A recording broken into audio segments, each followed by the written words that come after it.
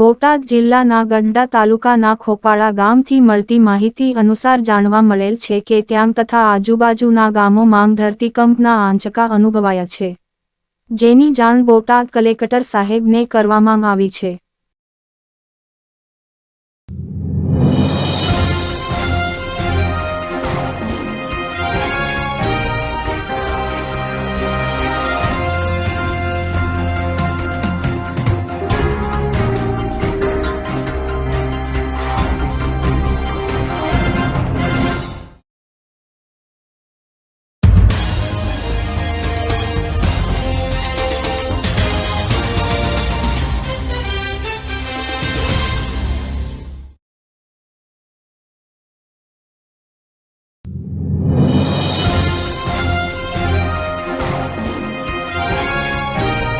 नमस्कार मित्रों, हूँ छूं महेन्द्र साटिया, गढ़ડા तालुका आम आदमी पार्टी प्रमुख। अमरा खोपाड़ा गाम में गई रातना खूब भेदी अवाज आवे छे। धरतीकंप से एवं लोकोनुं कहेवुं छे। धरतीकंपना आंचका आवता होय एवुं लोकोनुं खूब भयनो माहोल छे। राते लोको पोताना घरनी बहार निकळी आव्या हता अने वारंवार आ आंचका आव्या छे। 3 થી 4 आंचका आव्या छे, जेना लीधे लोको डर्या छे અને બહુ ભયંકર અવાજ આવે છે। રાતે લોકો બહાર પણ નીકળી આવ્યા હતા અને અત્યારે પણ 9:30 વાગ્યા છે અને 9 વાગ્યાની આસપાસ હાલ જ એક આંચકો હમણાં આવ્યો હતો। એટલે આની અમે રજૂઆત કરી છે।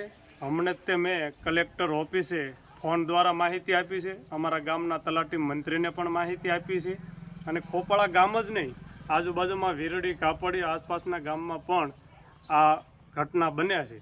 તો આ જે કાંઈ બને છે એની તપાસ કરવામાં આવે। વર્ષો પહેલાં પણ આ વસ્તુ બની હતી, જ્યારે અમે લેખિત રજૂઆત કરી હતી ત્યાર પછી ગાંધીનગરથી કોઈ ટીમ આવી, યંત્ર મેક્યા હતા। એ રીતે ફરી પાછી કંઈક તપાસ કરવામાં આવે અને ખરેખર આ અવાજ શેના કારણે આવે છે તે લોકોને જાણ કરવામાં આવે એવી અમે માંગણી કરીએ છીએ। સરકારના તમામ અધિકારીઓને અમે માહિતી પણ આપી છે। રાતે લોકોમાં ખૂબ ભય હતો, ઘરની બહાર પણ દોડી આવ્યા હતા। તો જે કાંઈ આ ઘટના બને છે એનો નિકાલ કરવામાં આવે એવી લોકોની માંગણી છે અને લોકોનું કહેવું છે કે વારંવાર આ બને છે તેનાથી લોકો ડરી રહ્યા છે।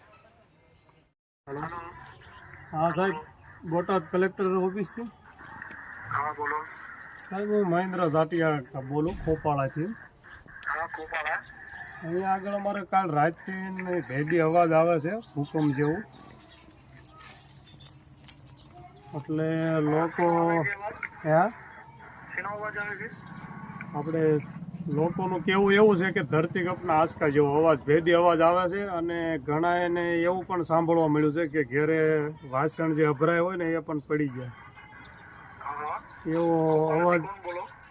હું મહેન્દ્ર સાટિયા, આમ આદમી પાર્ટી ગઢડા તાલુકા પ્રમુખ છું। મહેન્દ્રભાઈ સાટિયા, ખોપાળા ગામે। સાટિયા ઉપર કરી દીધી છે।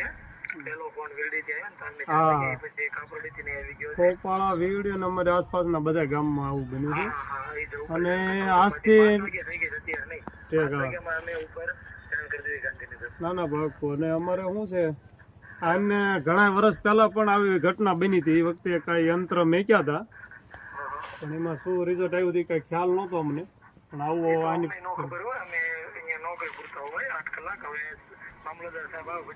હા તમારી રીતે રજૂઆત એ સારું, હાલો સાહેબ।